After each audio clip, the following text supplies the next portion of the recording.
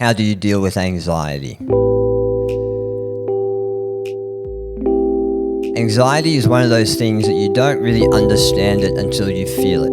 And that was the same for me. I never knew what anxiety was until I got diagnosed with cancer.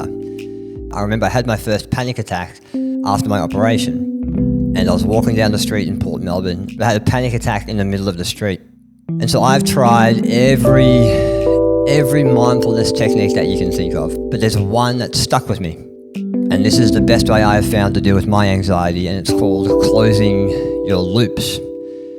Sometimes I have these thoughts just go around and around and around and around and around and around my head, and they have nowhere to go. It's like they're on a loop. And a mentor of mine years ago told me, Bart, have you ever thought about stopping that loop or closing that loop? Every night before bed, I sit down, I grab a pen, I grab a paper, and I write down every single thought that's in my head and close it.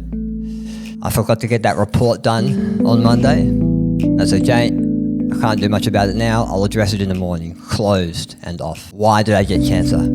That's a question I'll never know, so I don't need to worry about it right now. Closed, and I send it off. I found the process of taking the woo-woo and esoterics that are in my head and manifesting it in reality really helped me put a place to it and brought me back to where I am. And if I do that before bed, all of a sudden I can get to sleep so much faster and for so much longer.